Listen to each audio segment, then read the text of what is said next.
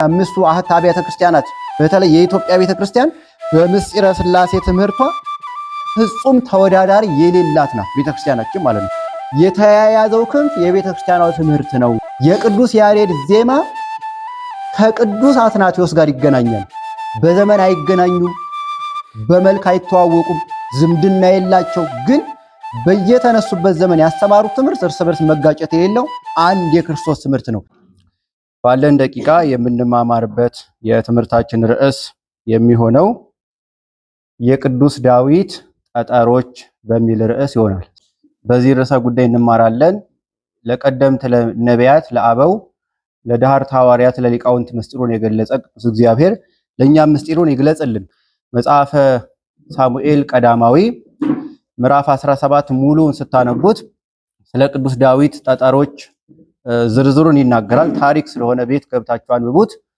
ዘማሪው ቅዱስ ዳዊት በረኝነት ሆኖ እግዚአብሔርን በበገና ያመሰግን የነበረ ከበላቴናው ከታናሽነቱ ጀምሮ ለእግዚአብሔር የታመነ እንዲሁ እግዚአብሔር ወዶ ፈቅዶ ሳይንቅ ከረኝነት መርጦ ከፍ ላለ ደረጃ ላይ እንዳደረሰው መጽሐፍ ቅዱስ ይነግረናል።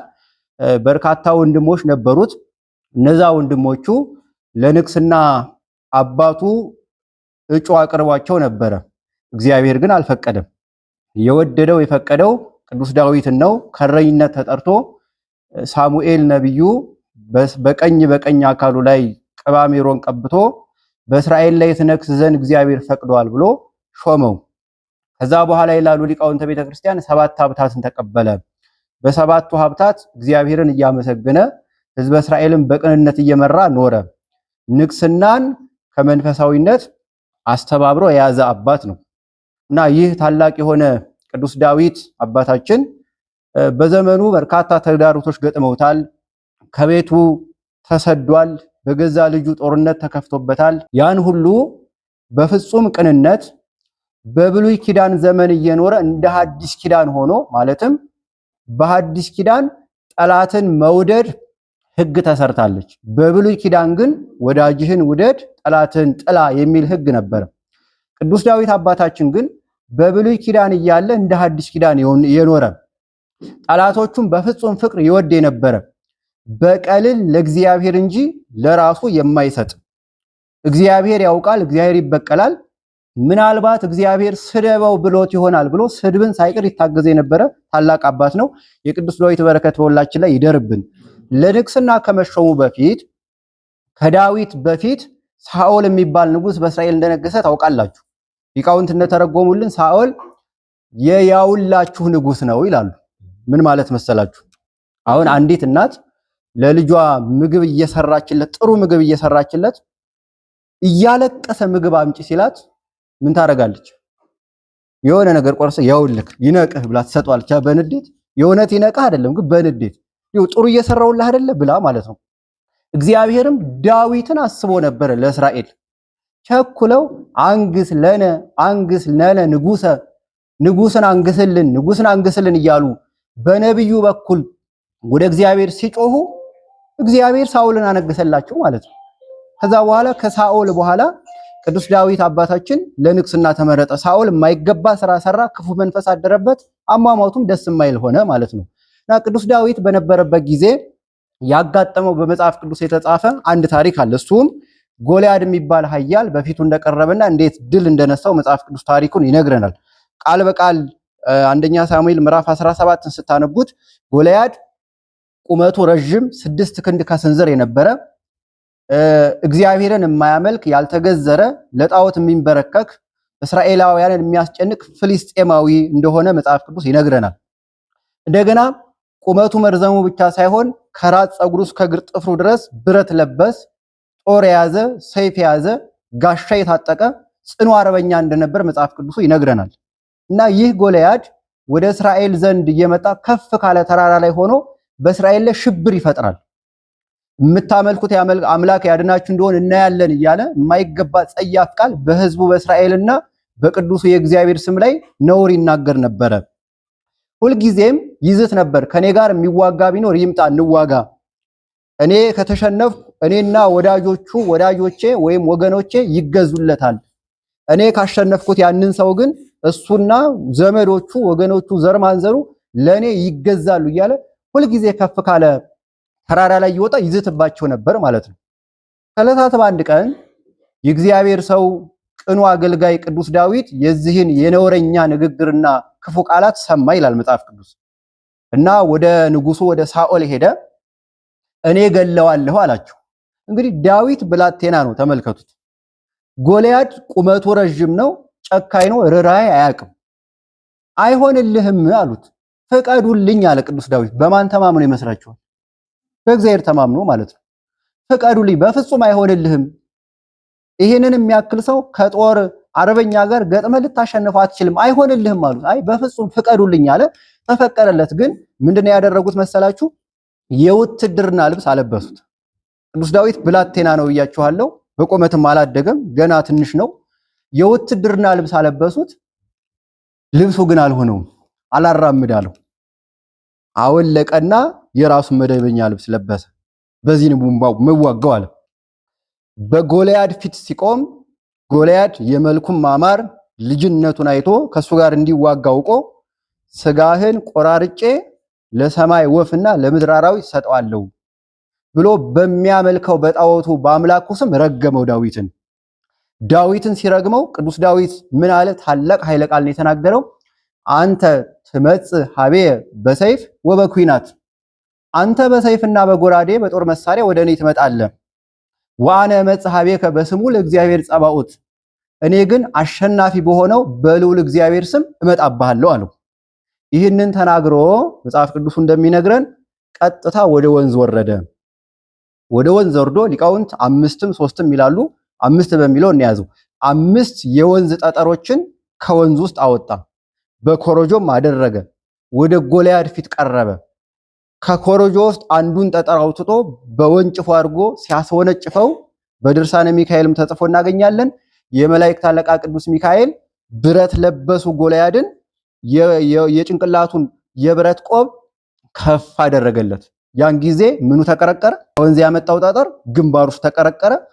በቁመት የረዘመው በኃጢአት የገዘፈው ጎልያድ በእስራኤል ፊት ድል ተነስቶ ወደቀ። ይህንን ድል ለቅዱስ ዳዊት የሰጠ በእስራኤል ፊት ያሳየ ቅዱስ እግዚአብሔር ስሙ የተመሰገነ ይሁን። እንግዲህ ይሄ ታሪክ በመጽሐፍ ቅዱስ ላይ ተጽፎ እናገኘዋለን። ቅዱሳት መጻሕፍት መጽሐፋቸው ለሰው ድህነት፣ ሰው እውነትና ሐሰቱን ለይቶ ጽድቅና ኃጢአቱን ለይቶ ወደ እግዚአብሔር እንዲቀርብ ካለበት ክፋት ወደ ቅንነት ከኃጢአት ወደ ጽድቅ እንዲመጣ ያግዙ ዘንድ የተጻፉ መጻሕፍት ናቸው። ቅዱሳት መጻሕፍት በተለይ መጽሐፍ ቅዱስ የመጻሕፍት ሁሉ አባት ነውና ምንጭ ነውና ቅዱስ መጽሐፍ ቅዱስ ዮሐንስ አፈወርቅ እንደነገረን ቅዱስ መጽሐፍ አንዲትም ነጥብ አረፍተ ነገር ማሟያ ትሆን ዘንድ የገባችለችም ይላል ቅዱስ ዮሐንስ አፈወርቅ። አንዲትም ነጥብ ሁሉም በእግዚአብሔር ፈቃድ የተጻፈ ነው። የሰይጣንን ስም ታገኙታላችሁ እዚህ መካከል፣ የእግዚአብሔርን ስም ታገኛላችሁ። የደጋግ የመላእክትን አገልግሎት፣ የክፉ የዲያብሎስን ክፋት ታገኛላችሁ። የአዳምን መፈጠርና በእግዚአብሔር መልክና ራእያ በገነት መቀመጥ እንዲሁም በተቃራኒ መልኩን ማጣቱን ይነግራችኋል መጽሐፍ ቅዱስ። የኢዮብን ታጋሽነት ሲነግራችሁ የሆነ አካልን ክህደት ደግሞ ይነግራችኋል። የጴጥሮስን አገልግሎት ሲነግራችሁ ከጴጥሮስ በተቃራኒ ያለውን የአንዱን ክፉ ሰው ታሪክ ደግሞ ሊነግራችሁ ይችላል። እያንዳንዱ የመጽሐፍ ቅዱስ ቃል ሰው ይማርበትን ይገሰጽበት ዘንድ የተጻፈ ነው። ሰው ወደዛ እንዲያድግ የሰይጣንን ክፋት የእግዚአብሔርን ቸርነት እንዲረዳ ቅዱሳት መጻሕፍት ተጽፈዋል ማለት ነው። አሁንም አባቶቻችን በመንፈስ ቅዱስ መሪነት የቅዱስ ዳዊትን ታሪክ ያስቀመጡልን በዚህ ዘመን ያለነው ወደፊት የሚመጡም ትላንት የነበሩትም ተምረው እንደ ዳዊት እንዲሆኑ የተቀመጠ ቃል ነው ማለት ነው። ቅዱስ ዳዊት አባታችን በደንብ ልብ አድርጋችሁ አዳምጡ። ጎልያድን ለመዋጋት ሲቀርብ የውትድርና ልብስ አልሆነውም። ሆኖታል? አልሆነውም። አንደኛው ይሄ ነው። ሁለተኛው ቅዱስ ዳዊት አባታችን የመረጠው ጠጠር ከወንዝ የተገኘ እንጂ ከሜዳ ለቅሞ አይደለም። ይሄ ምክንያትም አለው። በሞላ ድንጋይ ለምን ወንዝ ወረደ? እግዚአብሔር መንፈስ ቅዱስ አመልክቶት ትርጉሙን እንመለከተዋለን። በርካታ የውጊያ መንገዶች አሉ። ለምን ወንጭፍን መረጠ? ለምን ድንጋይ መረጠ? ይሄ በርካታ ምስጢራት በውስጡ የያዙ ታሪክ ነው። ቅዱስ ዳዊት ይላሉ አባቶቻችን። ቅዱስ ዳዊት አባታችን የክርስቲያኖች ምሳሌ ነው። ጎልያድ ደግሞ የዲያብሎስና የመናፍቃን ምሳሌ። ጎልያድ የዲያብሎስና የመናፍቃን ምሳሌ። ቅዱስ ዳዊት አባታችን ጎልያድን በውትድርና ልብስ ሳይሆን በራሱ ልብስ ነው ድል የነሳው። ጎልያድ ደግሞ ድል የተነሳው በብረት አይደለም፣ በውጊያ በምድራዊ ጉልበትም አይደለም፣ የእግዚአብሔር ጥበብ ባለበት መንገድ ነው። በደንብ ልብ አድርጋችሁ አዳምጡ። አንድ ክርስቲያን በመናፍቅ ፊት ሲቆም፣ በዲያብሎስ ፊት ሲቆም፣ በመከራ ፊት ሲቆም መጠቀም ያለበትን መንገድ ዳዊት በደንብ ያስተምረናል ማለት ነው። ዘማሪው ቅዱስ ዳዊት በእግዚአብሔር ስም ወደ ጎልያድ መጣ። እሱ ሰይፍን፣ ጎራዴን፣ ጦርን፣ ጋሻን፣ ብረትን ተጠቅሞ በዳዊት ፊት ቆሟል። የሚያመልከውን ጣዖት ተማምኖ ዳዊትን ረግሞታል። በእርግማኑ ወይ እድሜውን ሊያሳጠር ሊሆን ይችላል እንግዲህ ሐሳቡ፣ ወይ እንዲሸነፍ ሊሆን ይችላል። ዘማሪው ቅዱስ ዳዊት ግን በማን ስም ወደ ጎልያድ መጣበት? በልዑል እግዚአብሔር ስም። ለስም አጠራሩ ክብር ምስጋና ይግባውና ከዛ የወንዝ ጠጠር መረጣ። 5 ጠጠሮችን ምን ውስጥ ነው ያደረገው? ምን ውስጥ ነው ያደረገው? ኮረጆ ውስጥ አደረገ። አምደ ሃይማኖት የተባለ ቤተክርስቲያናችን ታላቁ መምህር ቅዱስ ቄርሎስ እነዛ ጠጠሮች 5ቱ ጠጠሮች ከ5ቱ መካከል የወንዝ ጠጠር ልዩ ነው ታውቃላችሁ አይደለ? አንደኛ ድቡልቡል ነው፣ ልሙጥ ነው፣ እንከን የለው፣ ልስልስ ያለ ነው። መንገድ ላይ እንደምናገኘው ያለ ጠጠር አይደለም። ያ ጠጠር ይላል ኮረጆ ውስጥ የከተተው ጠጠርና ከነዛ መካከል አንዷ ጠጠር ክርስቶስ ነው። ጠጠሩ ልሙጥ እንደሆነ ክርስቶስ ንጹሃ ባህሪ መሆኑን ያሳያል። ጎልያድ በጠጠሩ እንደተሸነፈ፣ ዳዊት በጠጠሩ እንዳሸነፈ ክርስቲያኖች ዲያብሎስን ድል የሚነሱት ክርስቶስን ይዘው ነው ይላል ቅዱስ ቄርሎስ። ስለዚህ ኦርቶዶክሳውያን እኛ ዲያብሎስን ድል የምንነሳው ክርስቶስን ይዘን ነው። ክርስቶስን የምንይዘው እንዴት ነው ካልን ወደ ወንዝ ወርደን። ወንዝ ጥምቀት ናት ይላል ቅዱስ ቄርሎስ። ወንዝ ጥምቀት ነው። አንድ ሰው በአብ በወልድ በመንፈስ ቅዱስ ስም ካልተጠመቀ፣ በአብ በወልድ በመንፈስ ቅዱስ ስም ስመ ክርስትና ካልተሰጠው የክርስቶስ መሆን አይችልም። የክርስቶስ ካልሆነ የክርስቶስ የሆነውን ደግሞ ማግኘት አይችልም። ስለዚህ ያቺ ጠጠር ክርስቶስ ናት ይላል ቅዱስ ቄርሎስ። ከረጢቷስ ብንል ከረጢቷ ቤተክርስቲያን ናት። ክርስቶስ የሚገኝባት፣ ስም አጠራሩ የሚከብርባት፣ ቅዱስ ስጋው ክቡር ደሙ ዘወትር የሚሰጥባት፣ ወንጌል የሚተረጎምባት፣ ዘወትር የወንጌል ብርሃን የሚበራባት። ስለዚህ የማቴዎስ ወንጌል ምዕራፍ 5 ላይ ጌታችን ሲያስተምር እንዲህ ብሎ ይናገራል። እየሰማችሁ ነው? መብራት አብርተው ከእንቅብ በታች አያኖሩትም። መብራት አብርተው ከእንቅብ በታች አያኖሩትም፣ ይልቁንም በሻማ ማብሪያ ወይም በተቋሙ ላይ በመቅረዙ ላይ አድርገው ከፍ ያለ ቦታ ላይ ያኖሩታል እንጂ ይላል ክርስቶስ። ያቺ መብራት ሊቃውንት እንደተረጎሙልን መብራቷ ወንጌል ናት። ሻማዋ ሊቃውንተ ቤተክርስቲያን ናቸው። ማብሪያው ዕቃው ደግሞ ቤተክርስቲያን ናት። ሻማ በሻማ ማብሪያ እንዲበራ ወንጌል በቤተክርስቲያን ይተረጎማል ማለት ነው። ስለዚህ ወንጌል ማን ነው? ክርስቶስ ነው ማለት ነው። ስለዚህ ክርስቶስን የያዘ ክርስቲያን ዘወትር ድል አድራጊ ነው። ክርስቶስ የሚገኝ ደግሞ በቤተክርስቲያን ነው። ቤተክርስቲያን ገበያ ናት። ሊቃውንት በጣም ተራቀውባታል።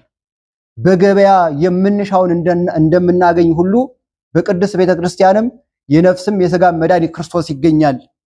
በምስጋና ውስጥ ስሙ ከፍ ከፍ ሲል፣ በቅዳሴ ራሱን በቅዳሴ በህብስት መልክ በወይን መልክ ሲገልጥ፣ ለምዕመናን ራሱን ሲሰጥ፣ በካህናት ስርየተ ኃጢአት ሲያሰጥ፣ ሊቀ ካህናት ሆኖ ራሱን አንዱ አካል ክርስቶስ ራሱ መስዋዕት አቅራቢ፣ ራሱ መስዋዕት ተቀባይ ሆኖ በቤተ ክርስቲያን አገልግሎትን በሊቀ ካህንነት ሲሰጥ በቤተ ክርስቲያን ይገኛል።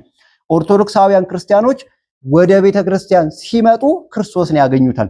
ክርስቶስን የያዘ ደግሞ ለዲያብሎስ አስፈሪና ግርማ ሞገስ ያለው ይሆናል ማለት ነው።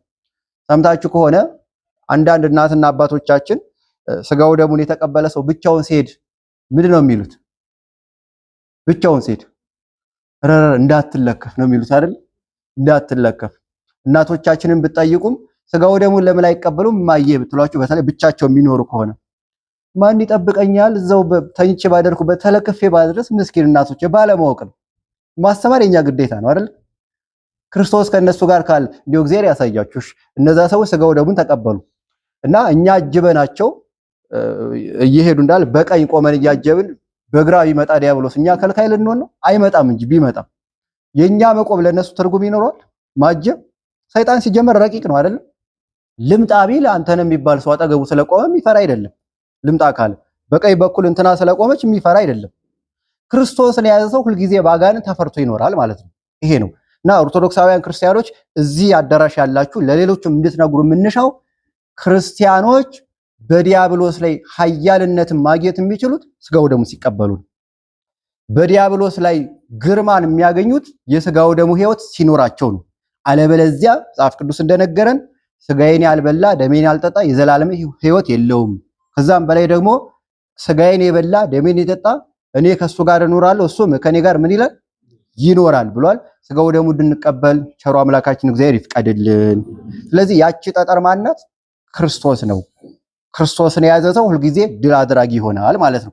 ሌላኛው ቅዱስ ቄርሎስ በሁለተኛ ትርጓሜው ላይ እነዛ 5 ጠጠሮች የቤተ ክርስቲያን ትምህርቶች ናቸው ይላል ቅዱስ ቄርሎስ። ቅዱስ ዳዊት ከወንዝ ይዟቸው የመጣቸው 5ቱ ጠጠሮች የቤተ ክርስቲያን ትምህርቶች ናቸው። ቤተ ክርስቲያን ዘወትር ለልጆቿ የምታስተምረው ልሙጥ መሆኑ ለስላሳ መሆኑ ቤተ ክርስቲያን የምታስተምረው ትምህርት እንከን አልባ ትምህርት መሆኑን ያሳያል ማለት ነው። አዕማደ ምስጢራትን ብትመለከቱ፣ ምስጢራተ ቤተ ክርስቲያንን ብትመለከቱ፣ ስርዓቷን ብትመለከቱ ከሰማይ የወረደ እንጂ ከምድር ጎትታ ያመጣችው አንዳችም ስርዓት የለም። ለዚህ ነው እኛ በከበሮ እናመሰግናለን እንጂ ድምፁ ደስ ቢልም በድራም በዚህ በሙዚቃ መሳሪያው አንጎትትም። የምድርን ወደ ሰማይ አናመጣም፣ የሰማይን ወደ ምድር ግን እናመጣለን። ሰማይ ማለት መጽሐፍ ቅዱስ ማለት ነው። የመጽሐፍ ቅዱስን ወደኛ ህይወት እናመጣለን። ከመጽሐፍ ቅዱስ ወጥተን ሌላውን ግን ጎትተን አናመጣም። ለምን? ፈቃድህ በሰማይ እንደሆነች እንዲሁም። ስለዚህ እኛ መመራት ያለብን በምን በኩል ነው? በሰማያዊ ፈቃድ። ለዛ ነው ለማደግ መጣር ያለብን። ስለዚህ የነዛ 5ቱ ጠጠሮች የቤተ ክርስቲያን እንከን አልባ ትምህርቶች፣ ንጹህ ትምህርቶች ይባላሉ። ምንም አይነት እንከን የማይገኝላቸው የኢትዮጵያ ኦርቶዶክስ ተዋሕዶ ቤተክርስቲያን 5ቱ አህት አብያተ ክርስቲያናት በተለይ የኢትዮጵያ ቤተክርስቲያን በምስጢረ ሥላሴ ትምህርቷ ፍጹም ተወዳዳሪ የሌላት ናት ቤተክርስቲያናችን ማለት ነው። ሊቃውንት ሲቆሙ ምስጢረ ሥላሴን ይዘው ማንም መናፍቅ ከፊታቸው አይቆም፣ ወይ ተሳድቦ ሊሄድ ይችላል እንጂ ምስጢረ ሥጋዌን ሲተረጉሙ ሊቃውንተ ቤተክርስቲያን የትኛውም ከሃዲ በፊታቸው ቆሞ መከራከር አይችልም። ይህን ታሪክ ማንበብ ይቻላል። እና አሬዎስ በ318ቱ ሊቃውንት ፊት መቆም አልቻሉ፣ የቀና ሃይማኖት ስለያዙ። እነ መቅዶኒዎስ፣ እነ ንስጥሮስ፣ ሌሎችም በርካታ መናፍቃን አይናማ በተባሉ በሊቃውንት ፊት ቆመው መከራከር አልቻሉም።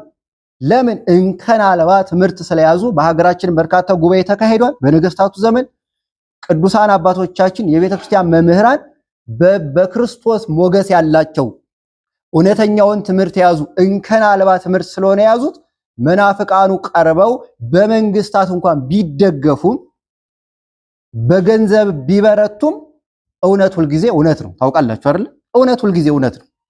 ኃያላን ለምሳሌ ሄሮድስ ኃያል ነበር። በኃያልነቱ ቅዱስ ዮሐንስን ገደለው፣ አረደው፣ እንዲሰዋ አደረገው። ግን የሄሮድስ ኃያልነት በዮሐንስ እውነት ተሸንፏል አይደለ? በዮሐንስ እውነት ዮሐንስ ምን አወጣ አንገቱ? ንገሩኝ እንጂ የእውነቱ ውጤት ነው። እውነት ስለሆነ ሞቶ አልቀረም ማለት ነው። ከዛ ሄሮድስ ራሱን በልቶ ሞተ ይላሉ ሊቃውንት። እናትና ልጁም ተቀስፈው ሞቱ። ዮሐንስ ግን በክብር ክርስቶስን ሰብኮ ለበርካታ ዓመታት ወንጌል አስተምሮ በክብር አርፏል። በረከቱ በሁላችን ላይ ይደርብን። ስለዚህ ያ ጠጠር ምንድነው ካላችሁ እውነተኛ የቤተክርስቲያን ትምህርት፣ እውነተኛ የቤተክርስቲያን ጥርት ያለ ትምህርት፣ ምድራዊ አይደለ ሰማያዊ፣ በፈቃደ ስጋ የማይገኝ በፈቃደ ነፍስ ስጋቸውን ገተው ብዙ መብላት ሲችሉ ሳይበሉ ለብሰው መሞቅ ሲቻላቸው ለብሰው ሳይሞቃቸው በመከራ ውስጥ በመገለጥ ውስጥ ያገኙት የአባቶቻችን እውነተኛ ትምህርት፣ አንደኛ ከክርስቶስ የተገኘ ትምህርት። ኦርቶዶክሳዊ ተዋሕዶ ቤተክርስቲያን እንደሌላው ፍጡር ያስተማረው ትምህርት የላትም። ለምሳሌ አሁን እኔ ቀጥታ ገባው እንግዲህ አታውቁኝም፣ ማን ነው ከየት መጣ የሚለውን ወይ መርሃ ግብር መሪው ገሌ የሚባል ብሎ ስም ካልጠራችሁ በቀር ዝም ብዬ በስመ አብ ወወልድ ወመንፈስ ቅዱስ አሐዱ አምላክ ብዬ የሆነ ነገር ብናገር ከየት ነው የመጣ ብላችሁ ብጠይቁ መረጃ ታገኛላችሁ ወይ? እኔ ካልተናገርኩ ማለት ነው።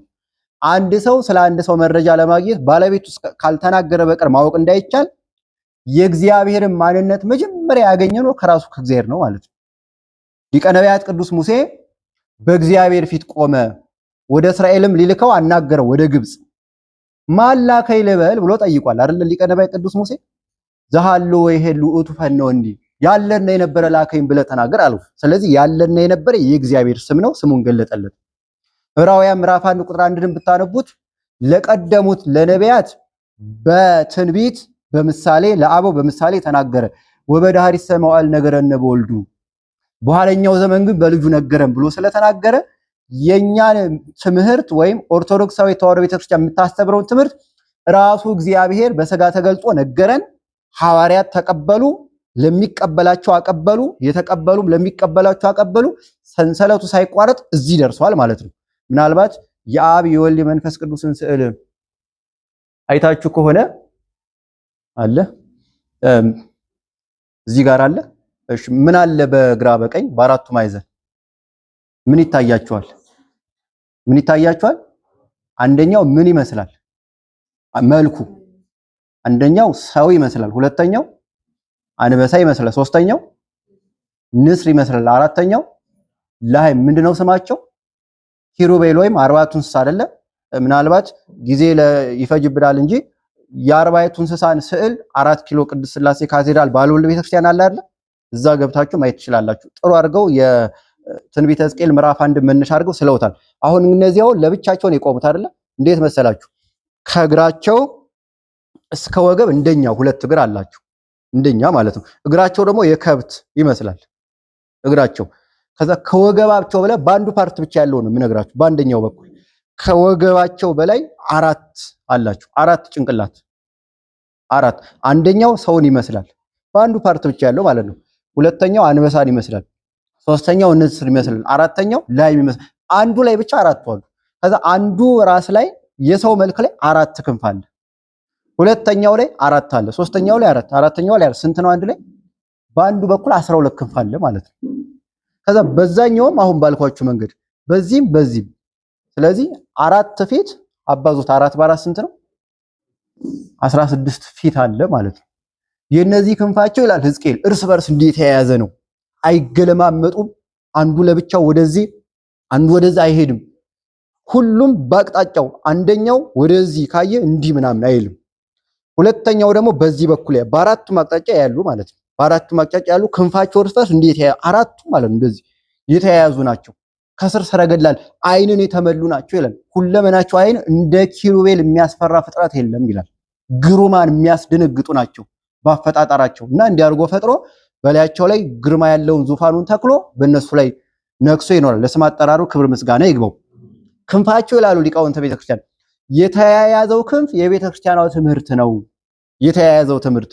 የተያያዘው ክንፍ አንዱ ለብቻው እንዳይሄድ ክንፋቸው እንደተያያዘ የቤተክርስቲያኗ ትምህርት የቅዱስ ቄርሎስ ከአፈወርቅ ልዩ አይደለም፣ አንድ ነው። አንድ ክርስቶስን ይሰብካል። የቅዱስ ያሬድ ዜማ ከቅዱስ አትናቴዎስ ጋር ይገናኛል። የቅዱስ አትናቴዎስ ትርጉም ከቅዱስ አባ ሕርያቆስ ጋር ይገናኛል። መለያየት የለበት ትምህርት ማለት እንከን አልባ የምንለው ለዚህ ነው። በዘመን አይገናኙም፣ በመልክ አይተዋወቁም፣ ዝምድና የላቸው። ግን በየተነሱበት ዘመን ያስተማሩት ትምህርት እርስ በርስ መጋጨት የሌለው አንድ የክርስቶስ ትምህርት ነው። የእነዚህ ቅዱሳን በረከት በሁላችን ላይ ይደርብን እና ክንፋቸው ትምህርት ነው። ዓይንን የተመሉ ናቸው ማለት ደግሞ አባቶቻችን ሊቃውንት የማያዩት የለም ማለት ነው። እስቲ መጻሕፍቱን ይነበብ። አሁን ሳይንስ በየጊዜው አገኘሁት እያለ የሚያወጣው መረጃ አለ አይደል? የጥንት መጽሐፍ ሲነበብ አለ የለም? አለ። የኛ ስንፍና ማንበብ አቅቶን መማር አቅቶን እንጂ ቀድሞ አባቶቻችን የጨረቃ አቆጣጠር የምን ነው እነ ዶክተር ሮዳስ ባለፈው ሲናገሩት የነበረው ከናሳ በፊት ይታወቃል፣ በቤተክርስቲያን ትምህርት ማለት ነው። ይሄ ተቋማት ሳይዘረጉ በፊት ሊቃውንት ጽፎ አስቀምጠውታል። ጨረቃ መቼ እንደምትወጣ መቼ እንደምትገባ። ለምሳሌ ዛሬ ሌሊቱ 15 ነው። 15 ሲደመር 4 ስንት ነው? 15 ሲደመር 4 ጨረቃ ከወጣች 19ኛ ቀኗ ነው ዛሬ ማለት ነው። ዛሬ መስከረም ጥቅምት ስንት ነው? 2 አይደለ? ጨረቃ ከወጣች 19ኛ ቀኗ ነው። እንዲህ ያለ ይገኛል።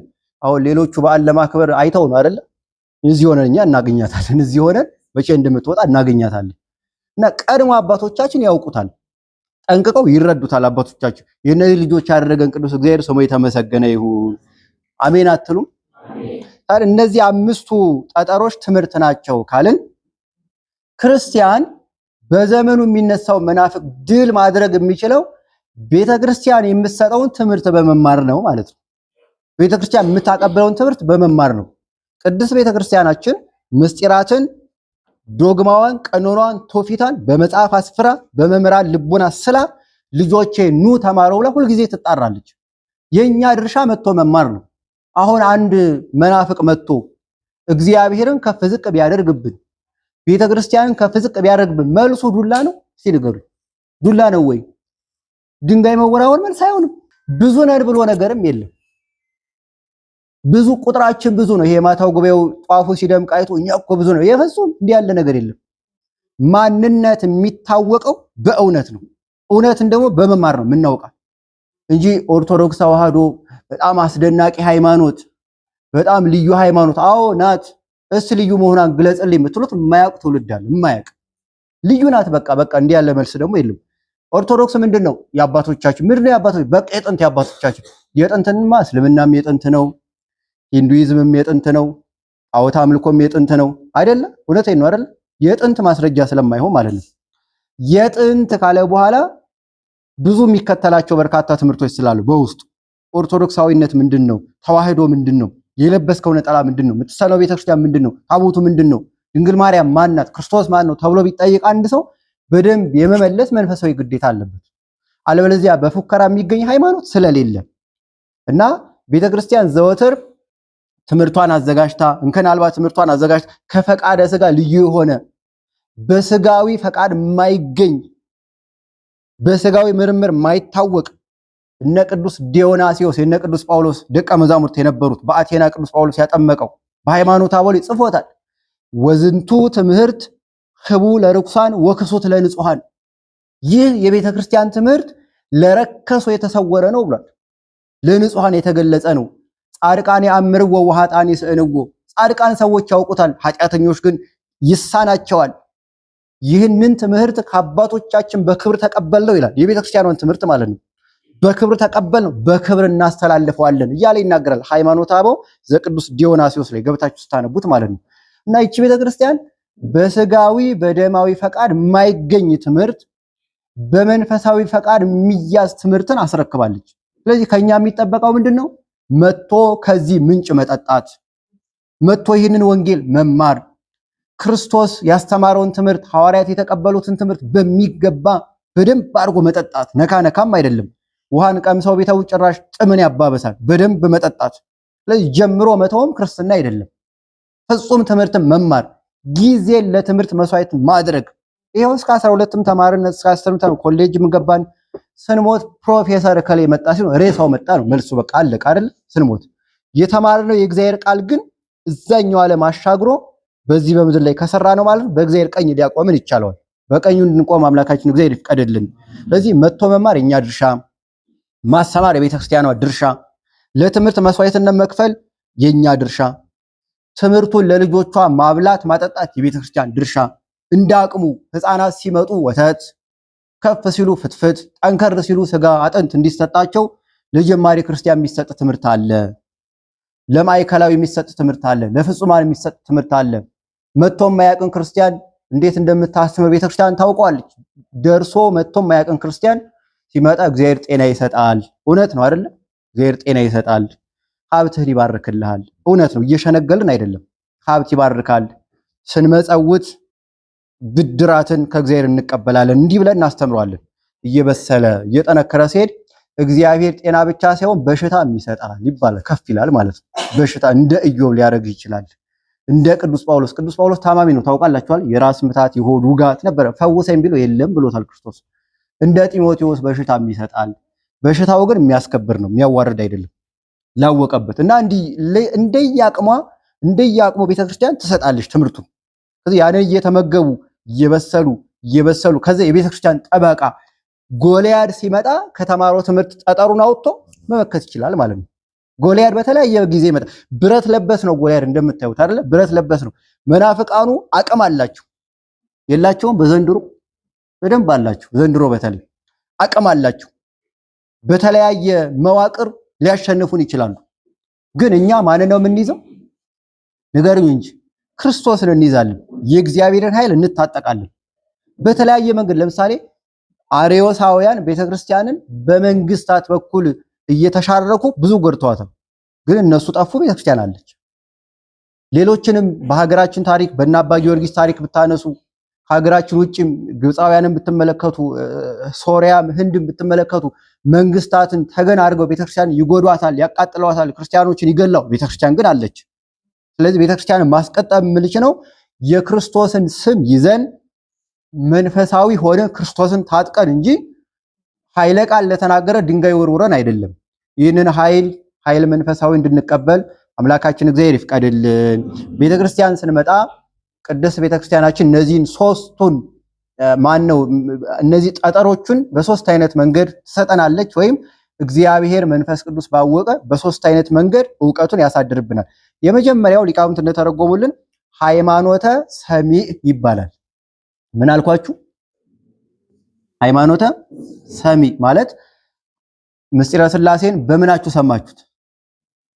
በምናችሁ አይታችሁ ነው? በምናችሁ ማን ነግሯችሁ? እግዚአብሔር። ማን ነገራችሁ? መምህራኑ አይደለ? በምናችን ሰማ ነው? በጆሮአችን። ከዛ ደግሞ መጽሐፍ ደግሞ ይነበባል። መጽሐፍት ይነግሩናል አይደል? መጽሐፍት ራሱ ቃል አላችሁ፣ ያናግሩናል። በመጽሐፍት እንሰማለን፣ ከመምህራን እንሰማለን፣ ማታ ወደ ምሕረት እንሰማለን። በተለያዩ ጉባኤ እግዚአብሔር ያስተምራል።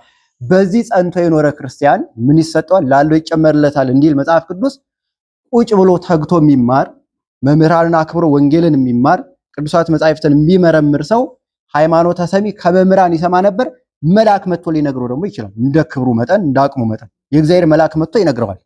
ለነ ዳንኤል ቅዱስ ገብርኤል መጥቶ ምስጢር እንደነገራቸው፣ ለሌሎችም አባቶቻችን ገድላትን ስታነቡ ቅዱሳን መላእክት በራእይ ለአባቶቻችን ለእናቶቻችን ምስጢር ይነግራቸው ነበረ ማለት ነው። ሃይማኖተ ሰሚዕ የምንለው ማለት ነው። ይህን ማግኘት የምንችለው ትዕግስት ኖሮን ቁጭ ብለን ስንማር ነው። ሁለተኛው ሃይማኖተ ርእይ ይባላል። ሲበሉት ምን አላችሁ? ሃይማኖተ ርእይ ደግሞ በማየት የሚታይ። ለምሳሌ ስንት ሰማይ አለ? 7 አይደለ? እስቲ ቀና በሉ። አለ? አይታችሁታል? ይሄ የምናየው ምንድነው? ሰማይ ነው? ምንድነው? ጠፈር ነው አይደለ? ሰማይ ማለት ይኸው ስዕለ ማይ የውሃ ስዕል ማለት ነው። ይሄንን እግዚአብሔር ውሃውን አርግቶ እንዲያርጉ የፈጠረው ውሃውን አረጋው። በዕለተ ሰኑይ እሁድ የፈጠረውን ውሃ ለሶስት ከፍለው አንደኛውን ይሄን አደረገው። ከዛ ከላይ ነፋስና ውሃ አረገ። ከዛ 7ቱ ሰማያት ይቀጥላሉ። ይሄ የምናየው የፀሐይ የጨረቃ የከዋክብት መመላለሻ፣ የሰው ዓይን ማረፊያ፣ የእንስሳትም ዓይን ማረፊያ። ይሄ ባይኖር የሰው ዓይን ይጠፋ ነበር ይላሉ ሊቃውንት፣ ማረፊያ አጥቶ ማለት ነው። ስለዚህ አሁን ይሄንን ሰማይ አይተነዋል። 7 ሰማይ ስንል በመጽሐፍ ነው ያነበብነው አይደለ? ከመምህራን እንዲሰማኑ ቅዱሳን ሲበቁ ያንን ሰማይ ያዩታል ባይናቸው። ሁለተኛ እድገት ማለት ነው። መላእክት 3 ዓለም አላቸው። ኢዮር፣ ራማ፣ ኤረር። በኢዮር ማን አለ? በራማ ማን አለ? በኤረር ማን አለ? በትምህርት ልንማር እንችላለን። ነገረ መላእክትን ስንማር ቅዱሳን ከፍ ሲሉ መላእክትን ለማየት ይችላሉ። ቅዱስ ሚካኤል ማን ነው? መልኩ እንዴት ያለ ነው? መላእክት ግርማቸው እንዴት ነው? በአይናቸው የሚያዩ ቅዱሳን አሉ። እንደ ዮሐንስ አጽር ገበያ ሄዱ አይደለ? ቅርጫ ሊሸጥ ሄዶ ገበያ ሚካኤልና ገብርኤልን አያቸው እና ባለ ቅርጫ ስንት ነው አለው ገዥ። ሚካኤልን ወይ አቢ ወሚመ ገብርኤል፣ ሚካኤል ይበልጣል ገብርኤል አለው። ቀና ቢል ሰውየው የሚያየው የለም፣ ጤነኛ አይደለም ብሎ ጥሎት ሄደ። ሙሉ ቀን እንዲህ ሲለው አለ ማለት ነው። ማንን አይቶ? መላእክትን አይቶ። ለምን እንደወረዱ እንደወጡ አላወቀም። ማየት ብቻ ነበር እሱ የተሰጠው። በማየት የሚታይ ሃይማኖት ወይም ወደ ማየት ከፍ የምንለው። ሶስተኛው ሃይማኖተ ገሲስ የምንለው ሲበሉ ሃይማኖተ ገሲስ የተማርነውን ሃይማኖት በጆሮአችን የሰማነውን በአይናችን ያየነውን በእጅ መዳበስ ማለት ነው። በእጅ መዳበስ። ሁለተኛው ደረጃ ላይ ምሳሌ ቅዳሴ ሲቀደስ የምናየው አለ አይደል? አገልግሎት ቀሳውስቱ ሲወጡ ሲገቡ ሲያጥኑ እኛ የምናየው ቀሳውስቱና መንበሩን ብናይ ነው ግፋ ቢል። ቅዱሳን ግን ከዛ ተሻግረው ነው የሚያዩት። ከታቦቱ ላይ ክርስቶስ በሕፃን አምሳል ቁጭ ብሎ ሊያዩት ይችላሉ። በጠቦት አምሳል ማየት። ቅዳሴ ትርጓሜ መጽሐፉን ካገኛችሁ ይሁት ዛሬ ስለውታል። ቅዱሳን ሲበቁ ክርስቶስን በዚህ መንገድ ነው የሚያዩት ብለው ጠቦት ስለው አስቀምጠዋል። ቅዳሴ ትርጓሜው ላይ ማለት ነው። በዚህ መንገድ ያዩታል። ቤተክርስቲያን በብርሃን ተከባ ያዩዋታል። በመላእክት ታጥራ ወደዚህ ከፍ ሲሉ ማለት ነው። ወደ ሃይማኖተ ገሲስ ከፍ ሲሉ ክርስቶስን መዳበስ ይችላሉ ማለት ነው። በእንግዳ አምሳል ሊመጣ ይችላል። በህመም አምሳል፣ በታማሚ አምሳል ሊመጣ ይችላል። በመላእክት አምሳል ሊመጣ ይችላል። በተለያየ እሱ በወደደው መንገድ ይመጣና እግሩን አጥበው ሲሸኙት እና አባብሰው አይደለ እግሩን አጥበው ሲሸኙት በእንግዳ አምሳል አዝለው ሲወስዱት ራሱ ክርስቶስ እነዚህ ቅዱሳን ሰው ወዳይ ስለነበሩ ያገኙትን ስለማይንቁ ሲያዝሩ ካገኙት በኋላ ክርስቶስ ሆኖ ይገኛል። ሃይማኖታቸውን ሲዳብሱ እነ ቅዱስ ጎርጎርዮስ ቅዳሴ ገብተው እያጠነ ክርስቶስን በሕፃን አምሳል አየው ከታቦቱ ላይ ጽናውን አስቀምጦ ሄዶ አቀፈው ይላል። አብረው ያሉ ቀዳሴያኑ አባታችን ምን ሆኖ ነው ሸምግሎ ነበርና ሰው ሲሸመግል ይጃጃል አይደለ ደክሞት ነው ይለው ነበር። እሱ ግን ያየውን አይቶ ነው አቅፎ ክርስቶስን ቀድሶ ሲወጣ ሰውነቱ በድስት ውስጥ እንደበሰለ ስጋ መስሎ ወጣ፣ ፍም መስሎ ወጣ ይላል። ከመቅደስ ሲወጣ ክርስቶስን አቅፎት ወጥቶ ማለት ነው። እንዲህ የሚያደርጉ ቅዱሳን አሉ። ይሄ ሁሉ የሚገኘው ወንጌል በመማር ነው። ይሄ ሁሉ የሚገኘው ቤተክርስቲያን በመምጣት የቤተክርስቲያን መጻሕፍት በማገላበጥ ስለሆነ ተምራችሁ የጨረሳችሁ ያው ለቋንቋው ነው እንጂ ትምህርቱ አያልቅም። የቤተክርስቲያን ተምራችሁ ሰንበት ትምህርት ቤት የወሰነውን ዓመት ተምራችሁ የጨረሳችሁ ደግማችሁም እንድትማሩ ቤተክርስቲያን ጥሪዋን ታስተላልፋለች። ለመማር የመጣችሁም ገና ያልተነካ ስላለ እንድትማሩ ቤተክርስቲያን ጥሪዋን ታስተላልፋለች። ስንማር ግን እንደ አባቶቻችን በስጋዊ ሳይሆን በመንፈሳዊ አይን እያየን ልባችንን ከፍተን የምንማር ከሆነ ልዑል እግዚአብሔር ተዋህዶን ልዑል እግዚአብሔር ከኛ ጋር ሆኖ ከሃይማኖት ማናድጥ ከክርስትና ማናፈነግጥ መሆን ይቻለናል። እንዲህ እንድንሆን አምላካችን እግዚአብሔር ይፍቀድልን። ቅዱስ ዳዊት በጠጠር ጎልያድን ድል እንደነሳ እኛም ክርስቲያኖች የሚመጣብንን ጠላት ክርስቶስን ይዘን ክርስቶስን ታጥቀን እውነተኛው ወንጌል ተምረን ድል እንድናደርግ ድል ማድረግ ብቻ ሳይሆን በድል በተደረጉት ላይ መፈክር ብቻ ሳይሆን ስበን እንድናመጣቸው ክርስትና ጣዕሙን እንድናሳውቃቸው አምላካችን እግዚአብሔር በቸርነቱ ይርዳን። የቅዱሳን አምላክ የነ ቅዱስ ዮሐንስ አፈወርቅ የነ ቅዱስ ቄርሎስ የነ አባ ሕርያቆስ አባት አምላክ ልዑል እግዚአብሔር ለኛም የነሱን በረከት እንዲያሳድርብን የሱ ቅዱስ ፈቃድ ይሁንልን። የተማርነው በልቦናችን ያሳድርብን። ስብሐት ለእግዚአብሔር ወለወላዲቱ ድንግል ወለመስቀሉ ክቡር። ይቆየን።